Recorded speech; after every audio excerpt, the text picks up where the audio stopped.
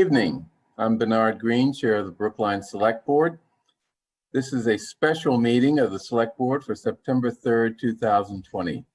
This meeting, as all meetings during the health emergency, is being held remotely using the Zoom meeting platform, and the meeting is being recorded. A quorum of the Select Board is participating from their respective remote locations.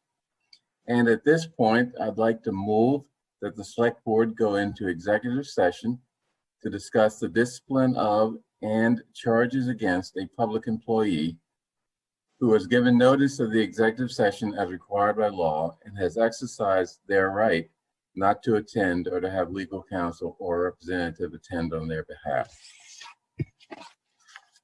All in favor? Ms. Heller? Aye. Ms. Hamilton?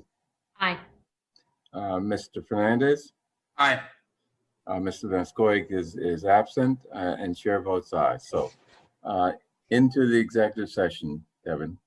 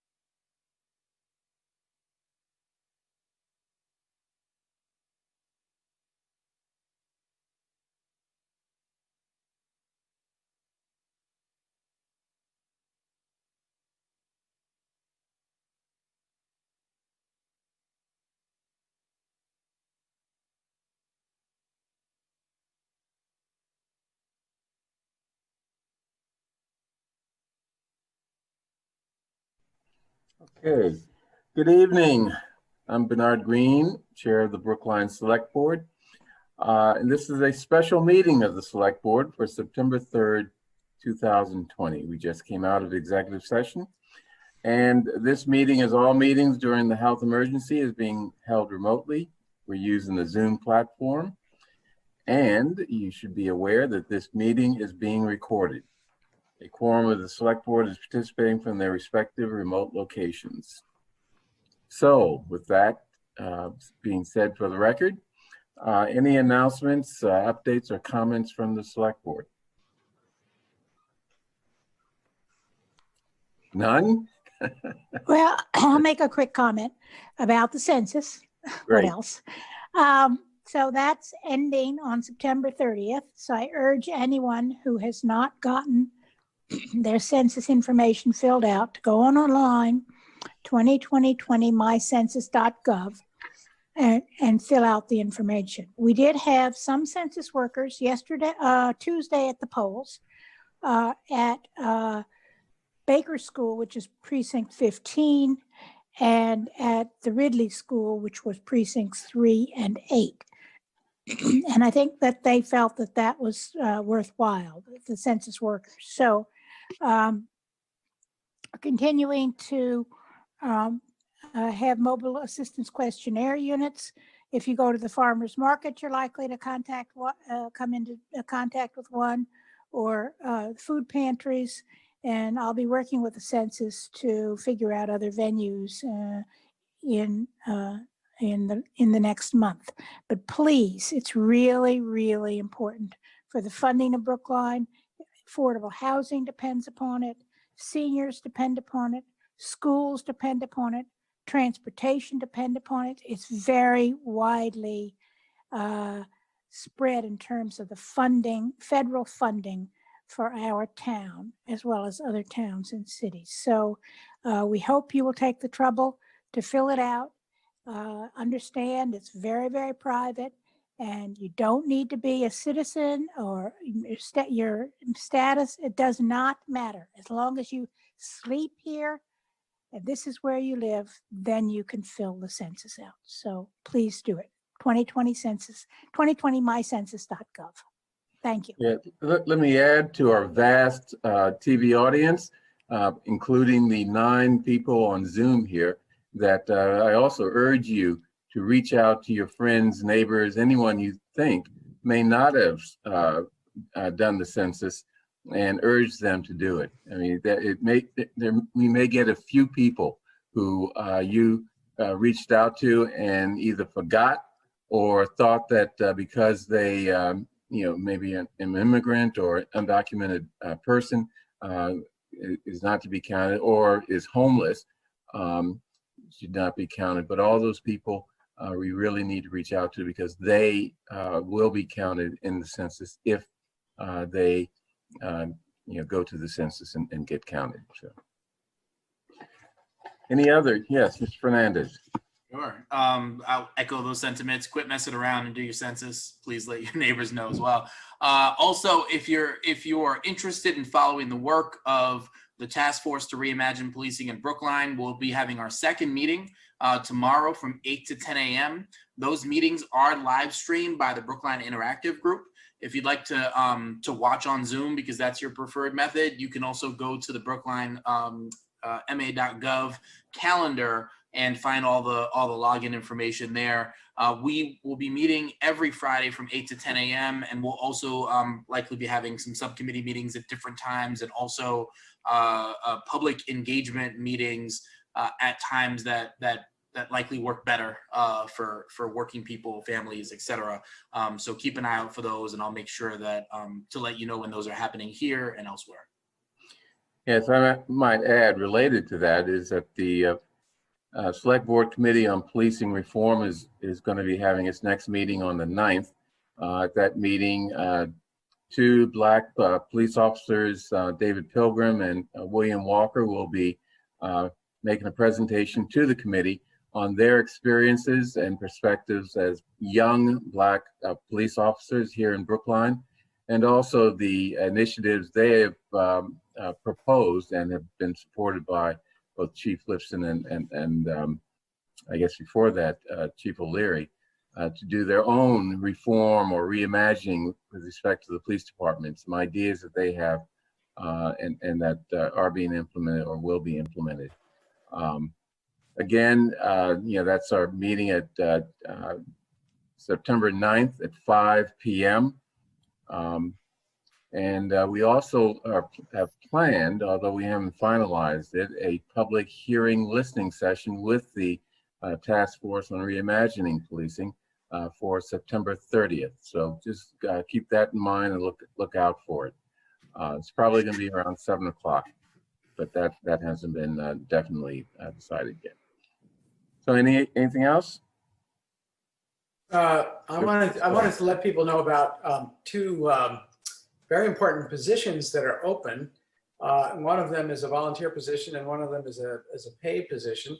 The paid position is operations manager at the Brookline Food Pantry, and there is information about that position and how to apply for it on the website of the Brookline Food Pantry. And that's where you will also find information on how to volunteer to help distribute food. They put out a call just this week for additional volunteers. So the demand has been great.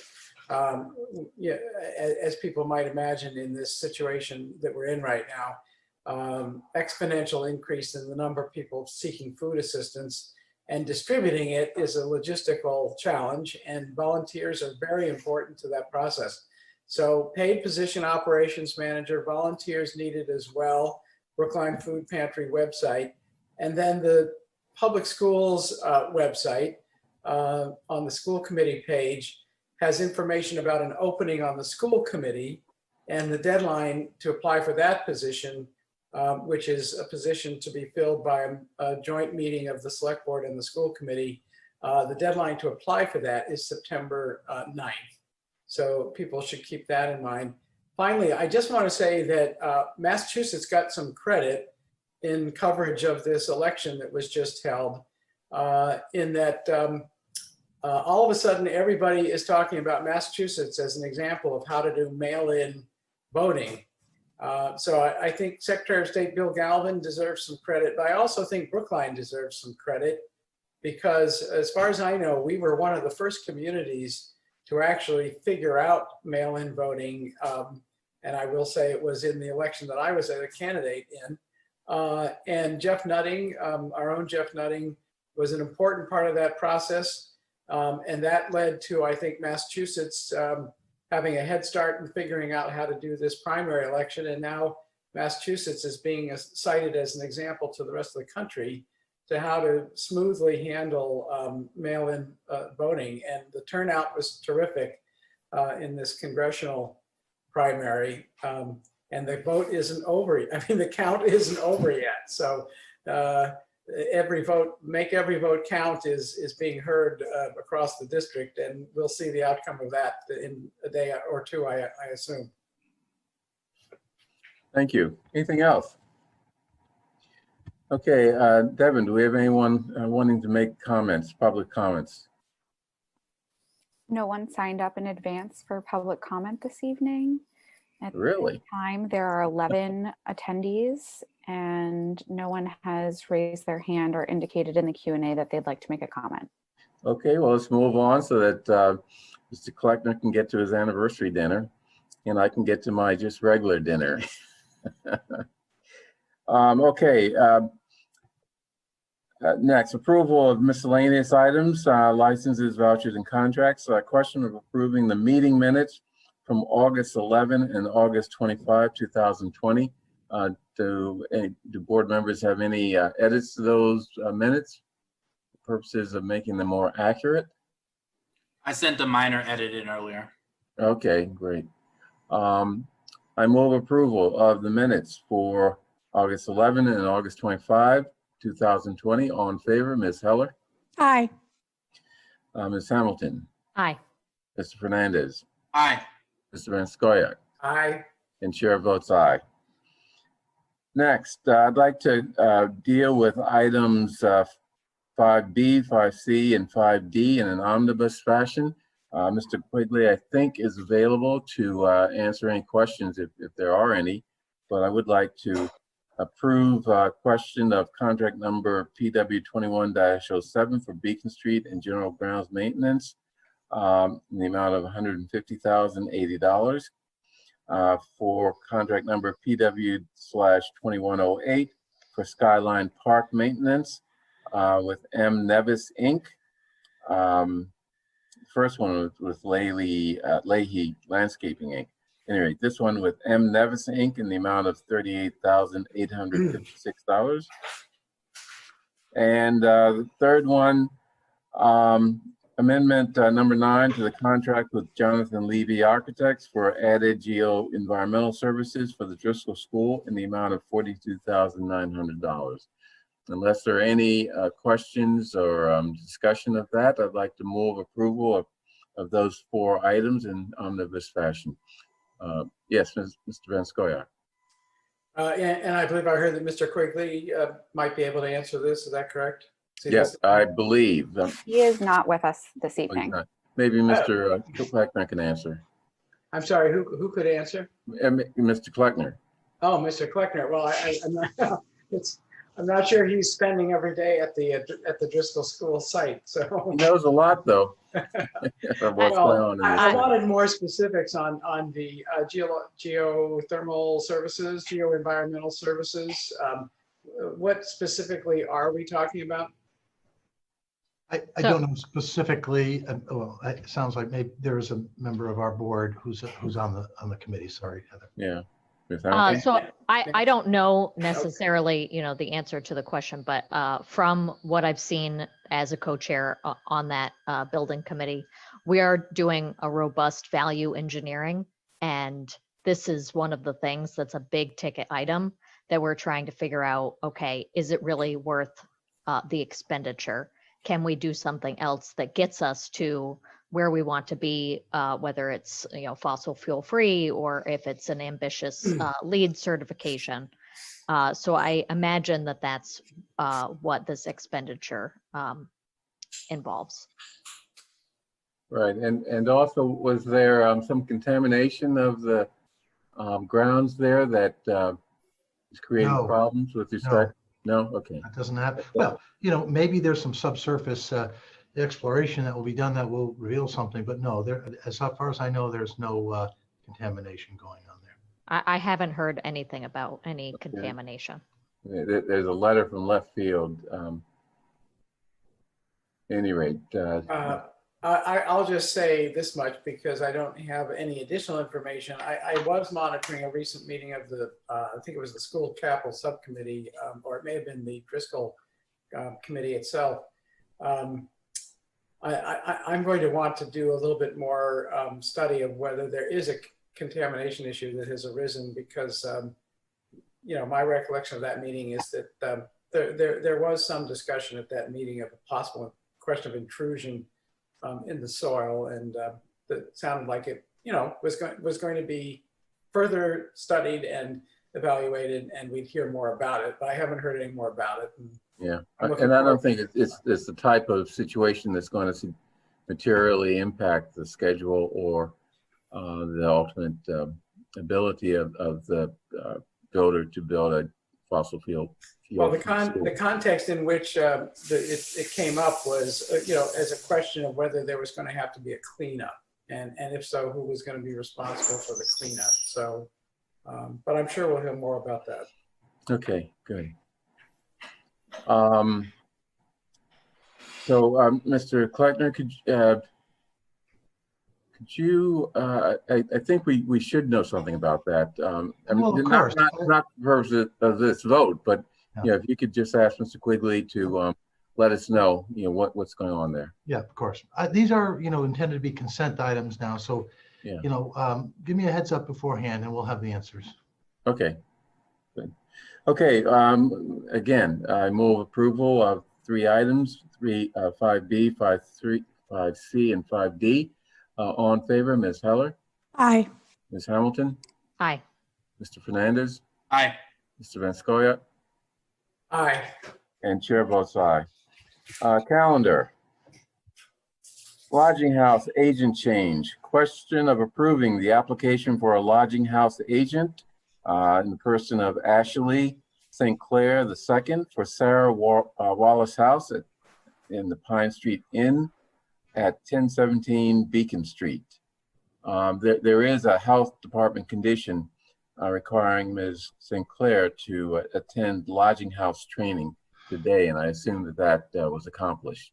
That's correct. It's Mr. Sinclair, by the way. Oh, I'm sorry. Yeah, no, I know it's not a usual name, but it's yes, he did comply with that Okay. training today. They are both present if the board has questions. Pardon me? He's here. Yes. Does anyone have any questions of Mr. Ashley? And again, I apologize for not recognizing your name as a male name. And if I apologize for mispronunciation. No questions? Okay, I move Well, approve. My only question is hopefully a clarification one. This is separate than the property that I believe they came before us maybe this past winter about. Yeah, I thought it was. Is it, Mr. Kleckner? I believe so. Mr. Hughes, I believe, is available, or Mr. Sinclair to respond to that. Okay, could you respond? You're Mr. Sinclair. Well, I've just been started the process about a month ago, and Ralph Hughes should be on the line right currently, and he would have more of that information than I would. Okay, Mr. Hughes, could you answer the question? We approved a resident agent a couple months ago for a Pine Street property. I believe it was a different location, but we just want to confirm that this is a separate property. Mr. Hughes, are you there?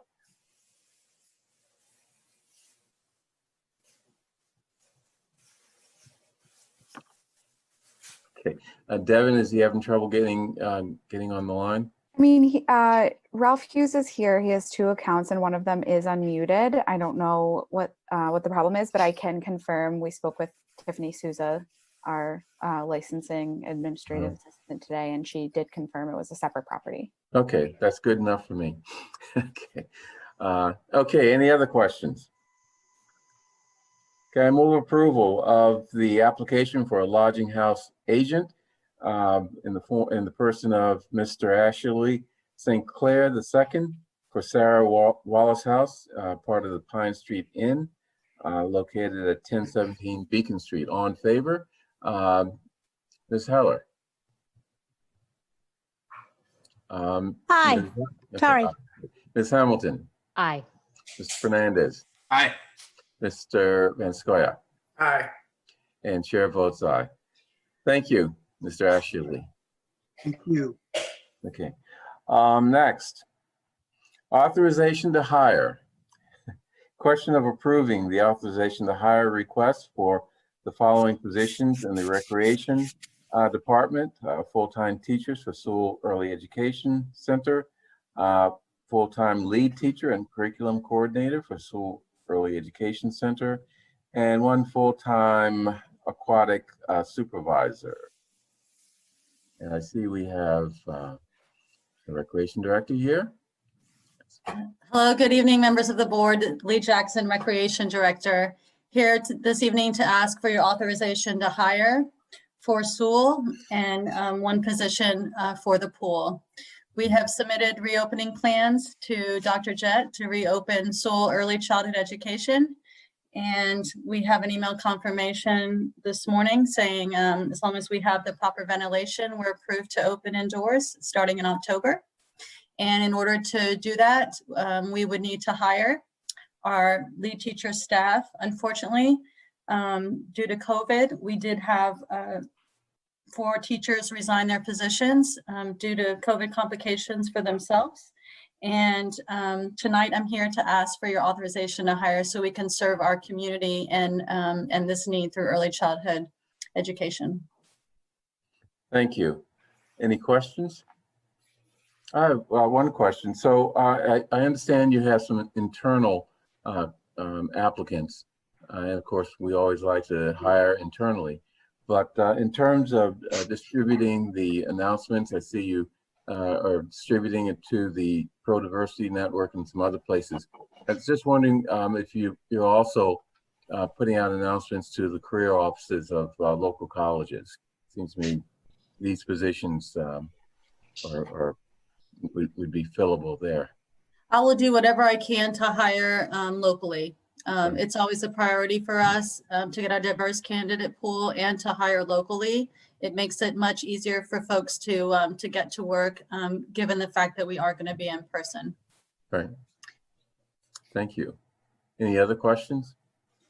Just along the same lines, I would just say, this is a perfect opportunity with so many positions that I think that the expectations of not just having a diverse pool, but actually hiring a diverse group, I think should be there in terms of our expectations.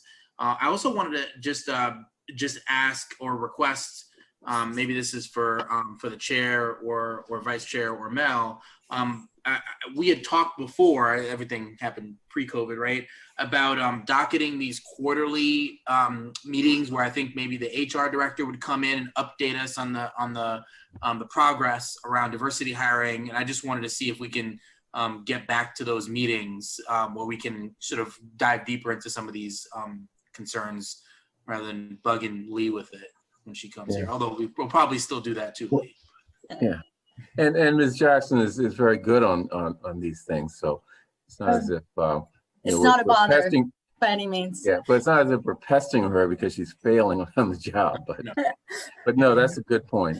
You're right. Is Ms. Braga still here? I guess. No, but I will commit that we will do that. I mean, that is something that we have committed to, and I'd like actually it to be a joint effort between HR and DICR. So that's my goal. That'd be great. Thanks. Okay.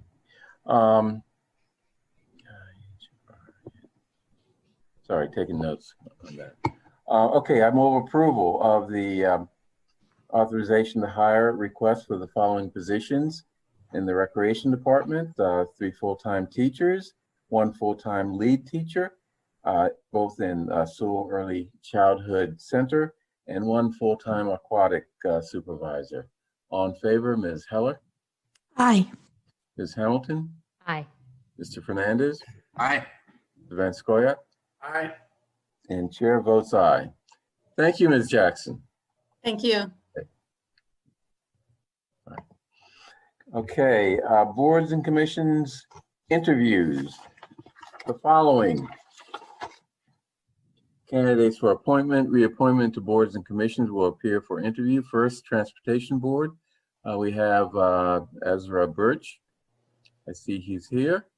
Are you, Mr. Birch, are you here? Hi, Ezra. If you can, there you go. Perfect. Okay. Hi there. So you're applying for a position on the Transportation Board. Tell me something about yourself and why you think you should be on the Transportation Board, your Sure. background, interest. Okay. I grew up in Concord, Mass, and I've been living in Brookline for about 6 years. I'm a physician and work at Brigham and Women's Hospital. My wife and I both commute to work by bike, or I do commute by bike, and she did until the pandemic, but she used to ride 7 miles to work. And I'm very interested in kind of urban planning, smart cities, kind of intelligent design, and trying to design our cities such that we can maximize public health and happiness and kind of also minimize costs.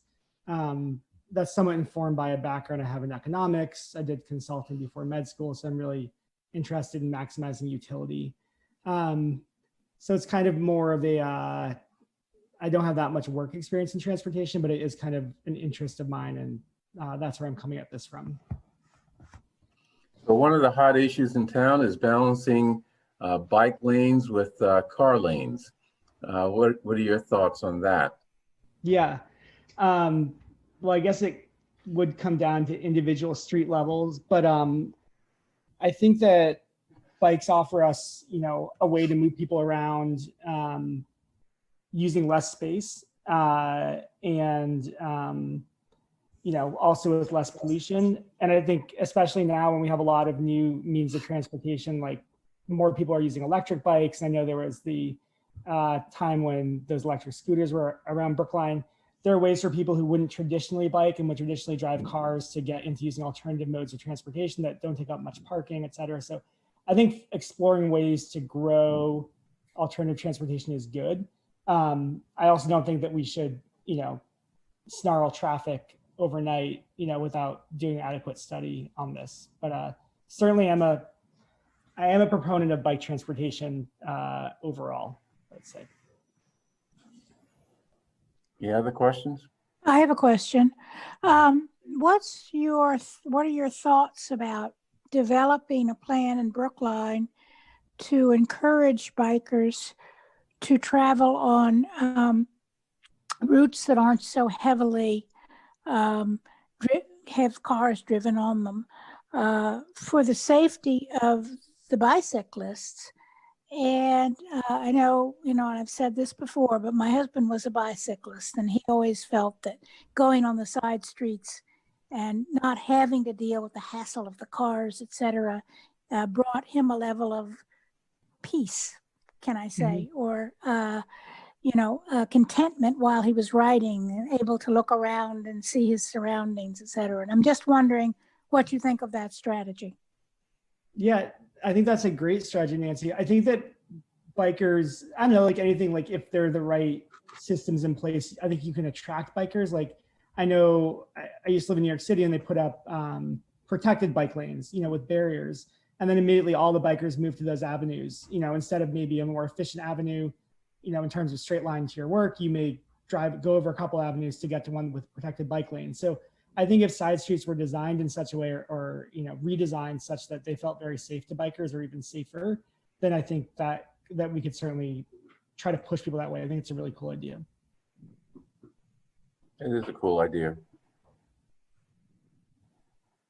Any other questions?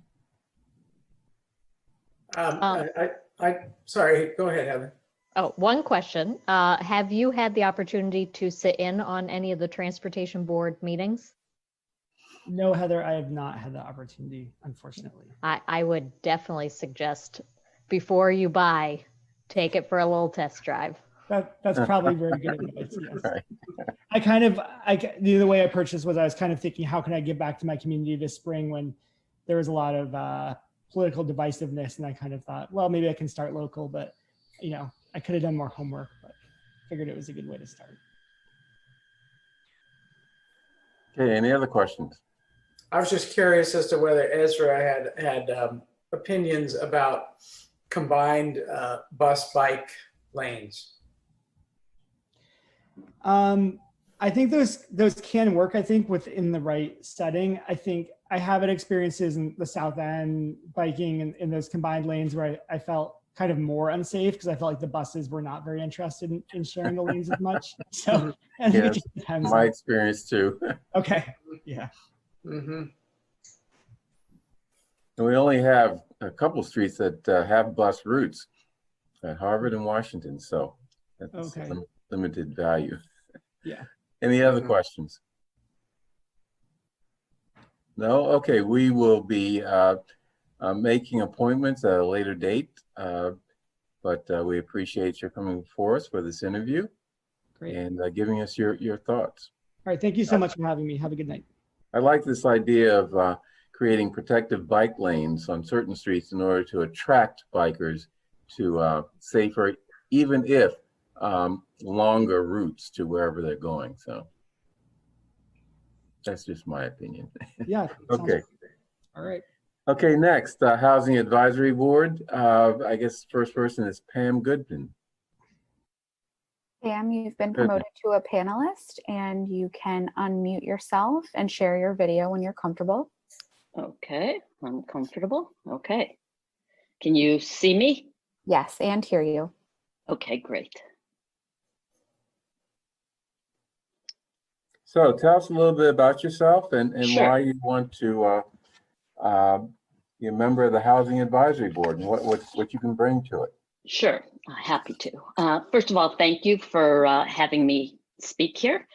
So I've been a resident of Brookline since probably around 75, 76. And there are actually two Pam Goodmans in Brookline. So we refer to each other as the other Pam Goodman. So I'm the one who lives on Rawson Road, not on Cypress Street. So then, other than serving, I'd served as an elected member of the Brookline Housing Authority for 15 years, probably around 15 years ago. Other than that, I have not been active in the town of Brookline, but I've been incredibly active my whole professional career in housing. And I've been lucky to have a very broad exposure to housing.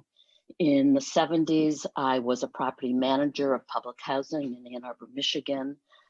When we moved here, I worked for the state in sort of the agency that came before DHCD. I was the redevelopment director for the Boston Housing Authority of a project that was known as Fidelis Way, which is on Commonwealth and Washington Street. It's now called Commonwealth. I've worked for a number of both nonprofit and for-profit development companies. I'm not an attorney, but I worked for a large Boston law firm in helping advise clients who are interested in preserving their affordable housing. And for the last 20 some years, until I retired about a year and a half ago, I worked with a major Boston development company that for probably 15 years, I was the head of the real estate development department. And then for about 5 years prior to my retiring, I was CEO. So I've really done a lot in the housing area. My real interest and the interest of the company that all the companies I've worked for is in the area of affordable housing. And that's obviously a very broad area. So it's everything from, we've been involved in the redevelopment of seriously distressed public housing to building mixed income housing in a suburban location. While I was at Beacon, I was one of the people responsible for increasing our number of units that we own from 6,000 to around 18,000. And we're now in about 11 or 12 states, all east of the Mississippi. Part of and also just while I was at Beacon, we've done a wide range of housing. We've done everything from new construction to historic rehab to adaptive reuse. And we've done a lot of very unique projects. One in East Hampton is an intergenerational community that serves people over 55 and parents who commit to adopt children who experience foster care. And we're working on 2 more of those in upstate New York. And we're also doing housing for homeless and at-risk vets. And most recently, since even before my retirement, for the last, I'd say 5-6 years, we've gotten very, very involved in the intersection of housing and health. This is not a new issue. It's now gotten sort of a lot of sort of focus, but we've done a lot in terms of creating programming in our developments that serve primarily low-income seniors and people with disabilities, that provide them with programming that enables them to remain in their homes and age in community rather than being inappropriately placed in nursing homes. We've also done a lot, and I'm continuing to do a lot of work now on increasing services to our family developments. Again, these are developments that serve low-income folks, both programming for youth as well as economic self-sufficiency programming. So anyways, I've done a lot in housing. I'm very committed to housing. I think Brookline has done a lot. I think there's more to do. And I think that perhaps my experience in this area could be of use to the town. Thank you. Sure. Let me start off with my question, and that is, tell me what your thinking is on combining our affordability goals, housing affordability goals, with our goals of increasing racially integrated housing in Brookline.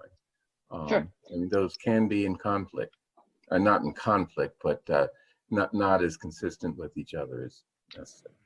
Yeah, I mean, I actually don't see them as in conflict. I mean, Yeah, I took that back, by the way. It's not the wrong word. Right. I know, again, I haven't actively been following activities in Brookline, but I do know that there was a recent action to reduce the, what they call the local priority for local people. I think that's great. I think it will increase diversity, both racial and economic diversity. But I also think, I think we have to figure out a way that we have diversity and not just all in low-income housing.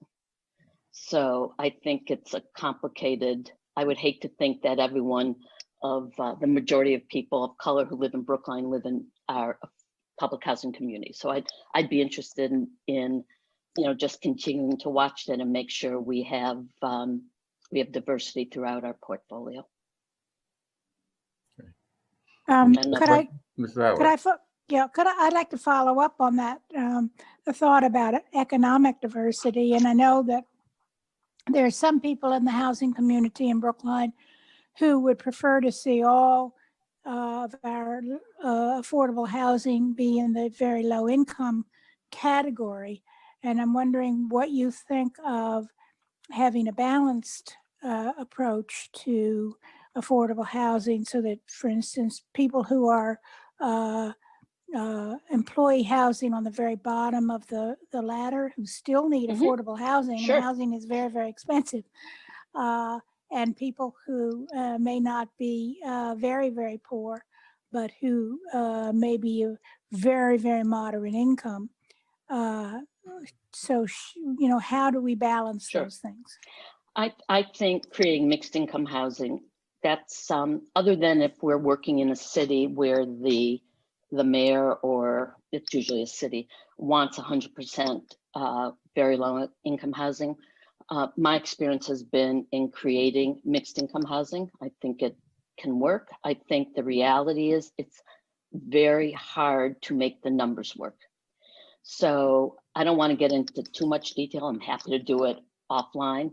But the challenges with the way the financing works from the state and the federal government, and Massachusetts needs to be commended. They've done a ton in terms of financing of affordable housing. But when you're serving people who are between, let's say, 60 and 120% median, it becomes very hard to make the numbers work because they can't afford market rent. So there needs to be a source of very flexible money that can help create that moderate income housing, because I do think it's important. I think, as everyone on this call knows, Brookline's become incredibly expensive, and certainly more so. Every street in Brookline has construction going on where they're building, knocking down a single family house and creating a 3-family where each unit sells for over $3 million. So I'm a big believer in mixed income housing. The real trick is, how do you get it financed?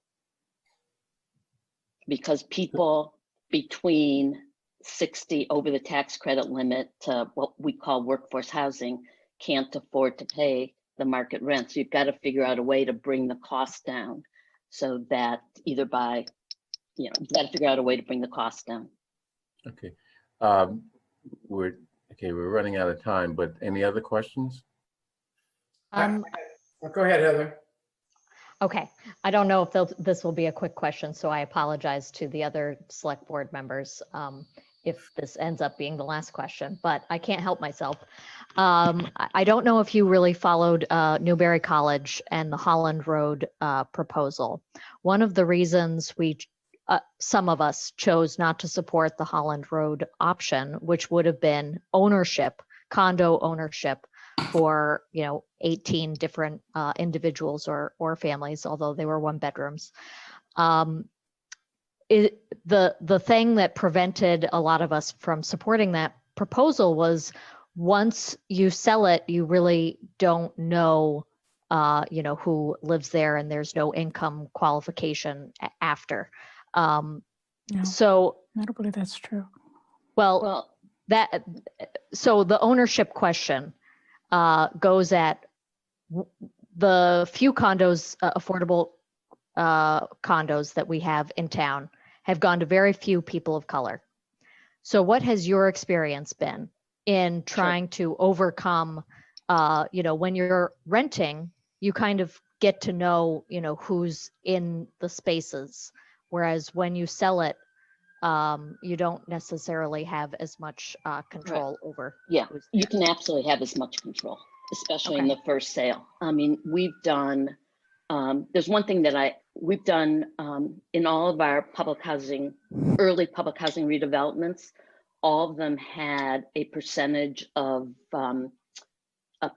homes, condos. They were home ownership associations that had income requirements and had long-term caps, if you will, on appreciation. So they stayed affordable forever. That was particularly true in Stamford, where they wanted to make sure the condos, if they were sold, remained affordable. So there's a complicated sharing of appreciation. We did a development in Pittsburgh where the town wanted some reinvestment. So the city wanted reinvestment. They cared less about that. In East Hampton, we built 33 units of near net zero housing, and I think 15% of them have long-term affordability restrictions on. So I think there is a way to build housing that's ownership, and make sure that the town recaptures resources if they're sold. And you were able to diversify the ownership in terms of people of color? Well, I don't know why it's any different than diversifying rental. I guess I don't Well, quite I understand. think what you may be getting at is, or what I'm getting at is, yeah, the marketing of these units, both the affordable or subsidized, as well as any adjacent unsubsidized or market rate units, is really the key there. I mean, Absolutely. the first sale, I mean, you can't discriminate against people. So, it may not go to, someone of color, for example, but at least in the initial round, marketing can ensure that. Absolutely. So, yeah. Absolutely. You create affirmative fair housing marketing plan, just like you do for rental housing, and you do that on the ownership side. At least that's what we've done. Yeah, good. Thank you. Yeah. Sure. Thank you. We'll be, unless anyone else has any questions, we'll be making selections to the HAB at a later meeting, but I appreciate you coming to Sure. before the Thank board, you. and being interviewed. Thank you. Great. Thank you very much. Take Okay, care. Be well. you too. Next, Amelia Pease for the Housing Advisory Board. Hello. Hello. So tell us a little bit about yourself, why you're interested in the Housing Advisory Board, and what you think you can contribute towards it, and the goals of the town that are carried out through the Housing Advisory Board. Yeah, my name is Amelia Pease. I'm currently a data manager for the Massachusetts Office for Victim Assistance. So I oversee a team of data analysts, and we collect data on victims and services that are being provided, which our agency uses to determine federal funding decisions and bring legislation to the State House. But prior to that, with my work to the state, I was a housing specialist at a property management company where I was responsible for finding, screening, coordinating housing for low-income apartments in Brookline, Fenway, and Chelsea. So that's really where I became interested in the affordable housing process. And now I would like to get involved on a more local level. I've lived in Brookline for 3 years, and I feel very fortunate to live in a involved and passionate community. While I was working as a housing specialist, I was just really struck by how long the waiting lists were for housing. When I was screening applicants, I would call people and they were on the waiting list for over 5 years, and they were just so thankful to get my call. And so I really became familiar with the process and the hardships that it puts onto people. I am a young renter in Brookline, so I feel that I have a unique perspective that I could bring, especially with my one-on-one working with affordable housing tenants and with my grant work that I do in my day job.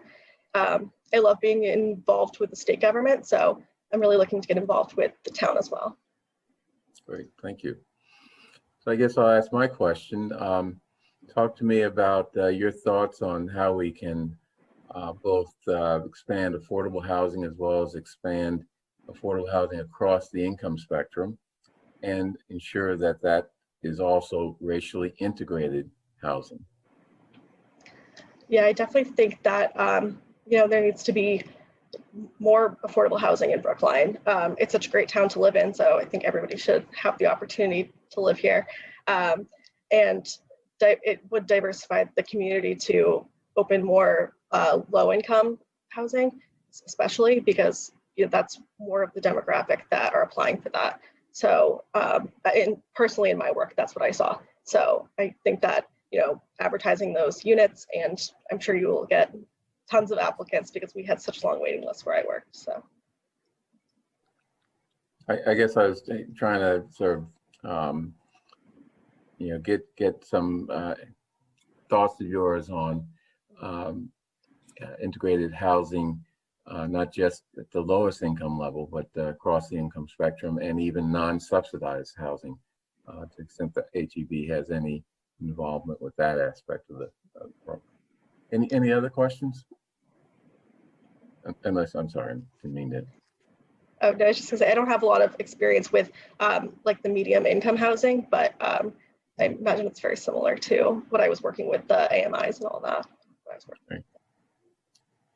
So any other questions? I'll jump in. Hamilton. So I'm like many of us on this call, big proponent of affordable housing. The devil is in the details, as I've learned in my short time on the select board. Do you have any experience on the financing side? Because that's usually the make or break for a lot of these projects. Yeah, I haven't done anything with the financing. I was working really one-on-one with people, getting them, all the certifications and yearly renewing their certifications, which was a huge burden to them a lot of the time. So that was more of the lens that I was coming with. I also work my day job, I work with data and looking at the gaps and trying to find out where we're missing victims in Massachusetts. So I would kind of look at that from the same lens with the housing authority. Thank you. Thank you. Any other questions? Okay, thank you. We'll be making selections or appointments to the Housing Advisory Board at a later meeting. And of course, we'll let you know. Thank you. Great, thank you. Thank you for interviewing with us. Okay.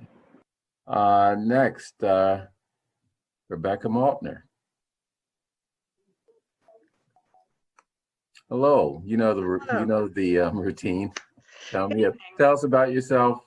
And what you can contribute to the HAB, and your thoughts on its work. Thank you. Well, hello, everybody. Good to see you. So many of you know me as a town meeting member from Precinct 11 for the past 11 years, actually.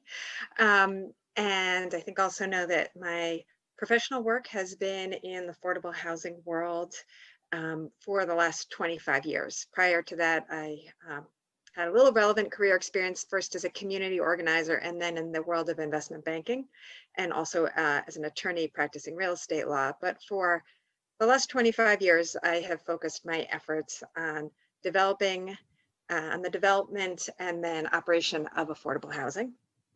And I have spent the last 23 years working primarily doing affordable housing development, first for a variety of nonprofit organizations, and for the last 12 years as a consultant.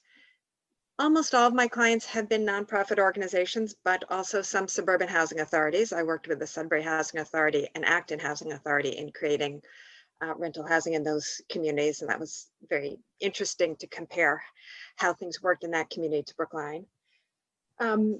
I believe that the position that is open right now is focused on, requires expertise in real estate finance. And that has been kind of the area in which I have specialized as a consultant, helping nonprofit organizations that want to create affordable housing to figure out how to assemble the resources and what they need to do to create a project that will be feasible.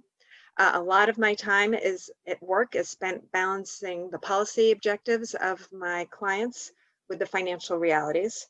And those financial realities include both the private real estate market and negotiating the myriad puzzle pieces of local, state, and federal housing. And as a colleague of mine likes to say, there's sometimes kind of toxic drug combinations. If you take certain medication, you can't eat grapefruit. Well, it kind of works like that in affordable housing too. If you have certain funding sources, you can't have people who are full-time students living there. You need to have, so there's a lot of this. This is something I know that, Pam Goodman, who spoke earlier this evening, also has a lot of experience as well. But I think the focus of my work has primarily been development, but my first few years working full-time in affordable housing were for the Boston Housing Authority, not in development, but on that property management side. And I think that has given me a perspective I've really held on to very tightly the last 20 years, because it's all well and good to do development, and we can argue about zoning, and we can talk about design and variances, but what it's really about is how is it going to work for the people who live there, and how's it going to work for the property managers? So for instance, when people in the town's planning office say, we really hate having these, 6-unit projects that have one affordable unit because it's really hard to manage the renting of that, I know what they're talking about. Similarly, if someone said, people are saying at Holland Road, if it's only 20 units, it can't be rental. I don't believe that. There aren't property managers who would rent it. And I can say, yeah, actually, I know that there's really no property managers out there who want that gig, who are familiar with the ins and outs of the compliance required by an affordable housing project, rental project. So I feel like I bring a lot of that day-to-day experience. And I think one of the big challenges of the HAB is, like with any town board, is it has a very important role as the kind of the ambassador for the towns and chief negotiator for the town's affordable housing agenda in negotiating primarily with private developers, but sometimes with other public actors. It could be town meeting, it could be the states, other branches of city government. And what motivated me to apply for this position is that I've found that there are times when I feel like that I want to help the HAB be more effective in using the leverage it has. And I think there have been a number of missed opportunities in the last number of years involving the Village Way, involving negotiation with Waldo Durgan. I'm not interested in relitigating those things, but there have been missed opportunities where the town had leverage that it didn't take advantage of in terms of advancing affordable housing goals. And part of it is the challenge of the town. There are a lot of challenges, and we all know our beloved form of town government with town meeting and a select board provides different opportunities for leverage than our communities that have a city form where, you know, a mayor can just negotiate on behalf of the town. So given that we are a town and the HAB is a key force, and so is the select board, the question is, how can we maximize the leverage we have? And I think it's really important to have, and I feel like I have spent the last 5 years trying to learn how to do that as a town meeting member. There are things I now understand after the Welltower Newbury development. For instance, I think that home ownership proposal was not one I supported, but I think if we had done a couple of things differently a month or two earlier in the process, we could have had a very strong home ownership proposal there. And I had thought that we could make some changes during the town meeting process, only to find that the changes I was thinking were the moderator would view out of scope. So, I mean, there are very subtle things about how to work within the town to be effective. There's a lot I don't know, but I have learned some over the last few years, and that's what's really motivating me to apply for this position, because I have too often found that there were ways I thought the town could get a much better deal from a developer, but I was finding out about it too late. And I'm really eager in the town, maximizing all the leverage it possibly can have in any particular project. They each provide unique opportunities, and you need to have some people on the HAB who bring a wide range of experience, ownership, rental, property management, finance, legal, in order to help figure out what the best strategy will be. And for each project, it's actually usually something a little different. Thank you. Any questions from the board? I'll ask my same question, and that is your view of developing proposals which run across the economic levels of people who need affordable housing. You know, I'm not asking for developing housing that's for the upper middle class and the middle, you know, the people who can really afford to get it on their own. I'm talking about they're the very poor who need it desperately. There are also the people who don't make much money, who really can't afford to live on what they make, and they don't get much help. And how can we help them as well? How can we do the, you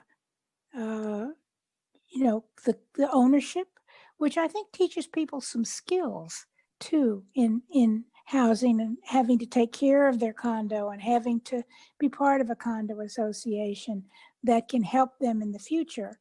I do think we should find ways to make sure that that particular unit that person is in is forever affordable. But I do think we could do it, and I'm wondering what your views of that are. Well, I think there are enormous needs for affordable housing in Brookline, absolutely across the spectrum. There's no question. As Pam Goodman said earlier, most of the resources available at the state level are sort of concentrated for the folks below 60% of median income, which is sort of in the mid 40,000s in this part, for a family of four, I think it's around 48,000 right now. So it's not super low income. There are some resources up to 80% of median income and a much smaller band of resources available for folks between 80 and 120%. There are a handful of programs, but not much. The town did make changes at the last town meeting so that the HAB now meets the criteria to administer an affordable housing trust, municipal housing trust. And that actually did affect, have the effect of changing slightly the income band that those funds can be used for, not all funds, but certain funds. I think there's going to be way more need than there are resources, and it's really a policy judgment. And the HAB is part of that conversation, but certainly not the sole decider about how we want to allocate our resources. I do feel, I hate it, but we have to make tough choices, and I hate it when different groups are pitted against each other. How can you really say that one group of people at a certain income level is more or less valuable than another group? That's impossible. But we do need to look at what we have and then diversify from there. We do, recently there are quite a few elderly projects coming forward, and I think it'll be important to have more family projects. Not too long ago, Pine Street Inn opened to that extensive renovation on Beale Street, which was great, but we haven't done affordable home ownership really since Fisher Hill. And like I said, I think there was a missed opportunity at Newbury College to do something that would have been comparable to that. In general, the home ownership is what, in terms of when you match the resources with the realities of the world, the home ownership projects are where you can get that something that works well for folks at the 80 to 120% level. It's hard to make home ownership work for folks with lower incomes than that. And also in the rental world, as Pam said, most of the subsidies are for folks below 60%. So you do get a split, not that it has to be, but the funding world, it may not be the right thing from a policy point of view, but the realities of the funding programs is that for folks below 80%, it will be primarily rental. It's very hard to create rental that works for folks in that 80 to 120 band. And for the 80, 120 band, it's going to be mostly ownership units. And I'm happy to talk. I know we've been talking a while. I'm happy to talk about what I think we can do about fair housing and racial integration if people would like me to. So just be aware that I'm interested in that. Okay. And also, I've met so many people who lived in public housing in New York and are now lawyers, doctors, etc. In other words, their families use public housing as a step into the middle class, which is not done in many cities. Public housing can basically be a trap.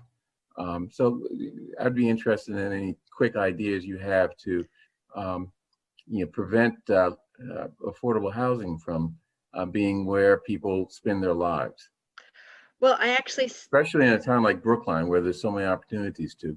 Well, I firmly believe, and I'm not saying this just because I'm interviewing with the Brookline Select Board, but Brookline Housing Authority is in fact a leader in the state, and really one of the most shining examples of a town that has figured out how to provide the supports for young people who grow up in public housing to be able to take full advantage of the opportunities the town offers.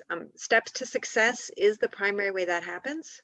And I'm sure you're all familiar with that program. Yeah. It's vitally important. And then of course, having the Scholars Program at Brookline High, and which has now been expanded to include middle schools at some, if not all, elementary schools, is crucial, because for folks who are low income, who are not all people of color, but disproportionately so, having access to those lifetime opportunities often involves success in school, where they are often in a sort of shocking minority and may have really different life experiences than a lot of their neighbors and classmates. So having those supports is crucial and really makes the difference.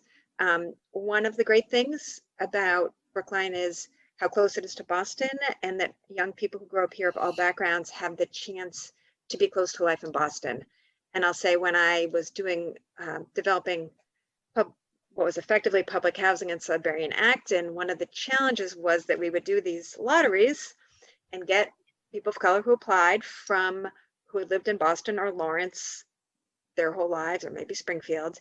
And then they would get this great housing that was deeply affordable in a place with a great school district, and they had zero social supports. And in fact, if they didn't have a card, they couldn't go anywhere. And it was a setup. It did not work well for families at all. Brookline's really different. People can get around. You don't need a car. You can, if you're from Boston, you can still stay in touch with your cousins and your friends in your church.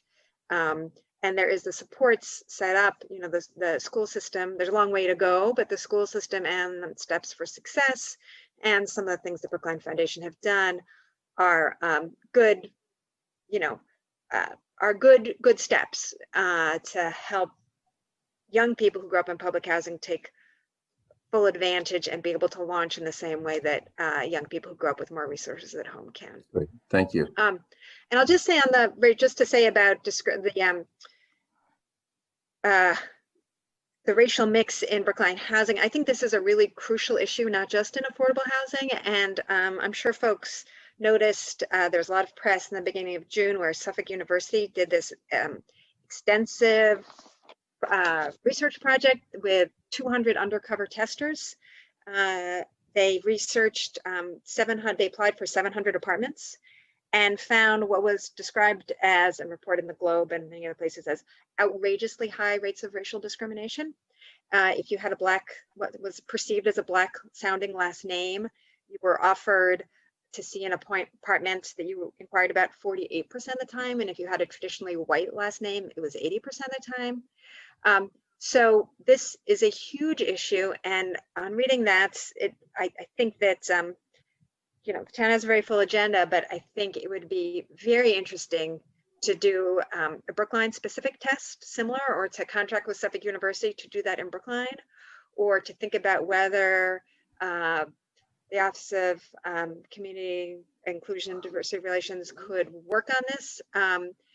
This is one of those things that will happen unless there is enforcement. Right. And the town can, we haven't had the resources, or we have many other priorities, but this would be a very exciting place where the town could lead the way, because there was that big report, but enforcement could happen at the local level and would change things. If landlords get caught doing this, they will stop doing it very quickly.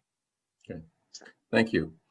Unless there are any other questions, thank you, Ms. Maltner, Thank you. for coming before us to interview. We'll be making our appointments to the Housing Advisory Board at a future meeting, as you know. Okay. Thank you. Good night, everybody. Good night. Hey, before we move on, I was hoping, sorry, you're good, Becca. When we actually vote on these appointments, we get that one sheet that shows us who's on the board, what position or number of positions are up, and in particular, if there are any, if this position needs to fulfill certain requirements.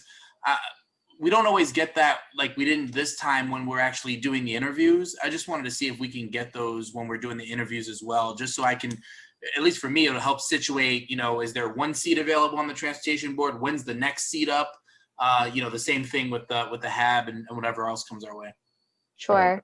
Yep. We can include those in the interviews, and just so everyone knows, there are 2 open seats on the transportation board and there's 1 open seat on the housing advisory board. Good to know. Thank you. Be a hard decision. At any rate, okay, moving on. Next, request of the moderator to call a remote special town meeting. Mr. Kleckner, I'm what going is it we have to do on to that? ask Ms. Goff to handle that if you have any questions, but this is the procedure that the state law requires if the town is going to engage in a remote town meeting for Right, towns. like we did earlier. Exactly, but Yeah. Melissa, sorry, I took your thunder. That's fine. Good evening, Melissa Goff, Deputy Town Administrator. You should have in your packet under 10A the request of the moderator to conduct both the special town meeting, which you will be executing the warrant next Tuesday. The warrant closed today. We've got 39 articles submitted, including the articles that the board had promised to refile for petitioners without requiring signatures. And we'll be discussing that next Tuesday. And then we did vote on a warrant, a shorter warrant to deal with budget items last week, where there were 3 articles. So his request is to conduct both those town meetings remotely, and you have the memo from him that shows that he is meeting the requirements of the act. And now we just need the board to vote to have those meetings remote. Okay, unless there are any questions, I move that we authorize the holding of town meetings this year in the fall by remote means, including the town meeting for budget matters as well as the regular special town meeting. Is that good enough for you, Melissa? Okay. Yep, sounds good. Thank you. Okay, all in favor, Ms. Heller, Aye. Ms. Hamilton, Aye. Mr. Fernandez, Aye. Mr. Vanscoy, Aye. and chair votes aye. Thank you. Okay, thank you. I don't see anything else on the agenda. It is 7:47 p.m. I hope you're not late for your dinner, Mel. Yes, enjoy your dinner, Mel. Thank you very much. Happy anniversary. Have a good night. Thanks. Okay, bye, everyone.